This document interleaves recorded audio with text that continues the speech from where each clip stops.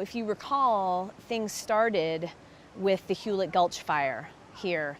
And we experienced about a 4-day shutdown with the Hewlett Gulch fire.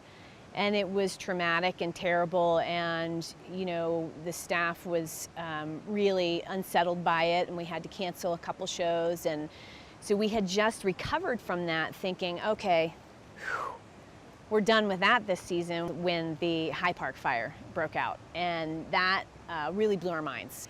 We were here getting ready for a local concert when the reverse 911 came for the High Park fire.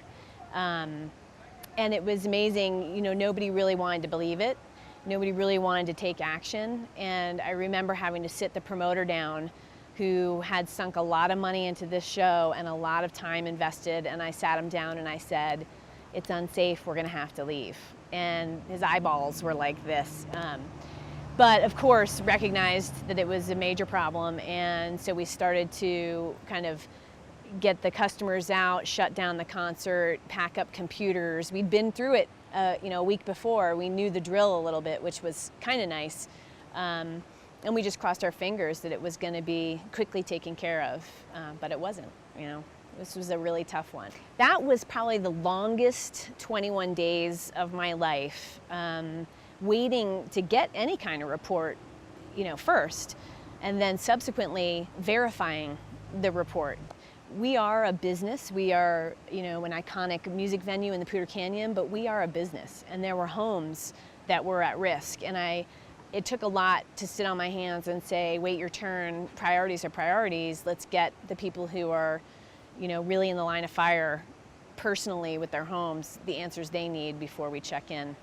But I remember I got this phone call from a reporter at the Coloradoan who let me know that he'd heard she'd burned. And I said, where did you hear that? I haven't been told that. Where did you hear that? And, oh, it was on Twitter. And I was like, oh, for the love of God, so there was a lot of that stuff happening.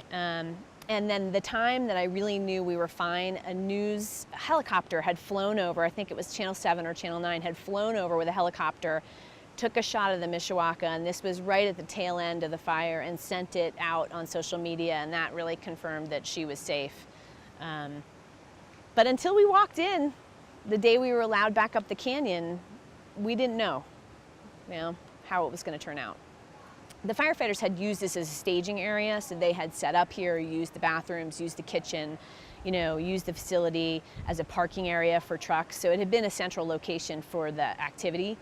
And when I walked in, the man who was in charge had left me this letter that shared with me that many of the units of firefighters were from all over the country, and that there was one common thread between all of them, that every one of them had like a contact with a family member or a friend from Minnesota or a friend from Ohio or a friend from Philadelphia who had said, "You've got to protect this place, the Mishawaka. It's a really special place." And they had no clue what they were talking about, but once they got here and saw it, they really kind of had an understanding of how important it was. And so there was this kind of common thread of like, and don't forget about the Mishawaka, because everyone in our family is going to be mad at us if we let this baby go. I was like, yeah. But the letter was absolutely beautiful. It was the first time that I broke down through the 21 days was when I saw at the end of the letter, "Long live the Mishawaka." We were just so blown away by the impact it was having in the community. Going to that convention center where everybody was waiting to find out what room were they going to be drawn into. Were they going to be drawn into the room where they shared with you that your house was burned to the ground and here's a therapist? Or were you going to be brought into the room where your address was safe? And watching the community go through that, and not being able to say, this is not my home. Not being able to share that sentiment directly, and all we could do was say, spaghetti dinner Saturday night, come on down. It was very impactful, that whole experience. And I think it did bring me closer to the community, and the community closer to me, living through that together. And imagine coming back to your home and being reminded every minute of every day of how much you'd lost and how much work you had to do. and feeling quite alone. So we opened up the Mishawaka for weekly dinners for community members, where we would host dinner for people. They could come together, they could come and just eat, they could come and talk, they could, watch television and, just have a nice home-cooked meal. And it became an area or an opportunity for these people to spend some time and bond with each other and use each other as a resource. So that was one thing that we did, which was easy and felt good. A lot of my employees are Canyon residents, and so for them it was really good too to be able to see people up here and see people coming back.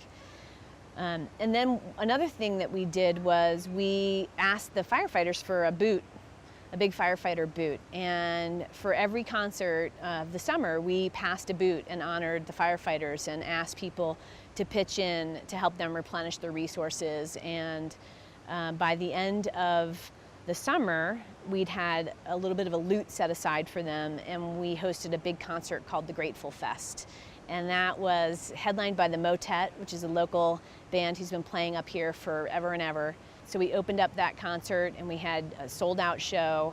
Talent fees from them were donated as well, and as well as some other artists who had played here had donated some money towards it. And the best part was we got to get all of the firefighters up on that stage. And it's one thing to see the thank you signs, and to read that people are thankful, but it's another thing to have 1,000 people screaming and cheering and crying and be able to soak all that in. And that was a very incredible moment for me, and I think for the firefighter team, to feel that energy from the crowd. And then we handed them a check for 16 grand and said, put this to good use and thank you, because without them, all of us would have been in a really bad place.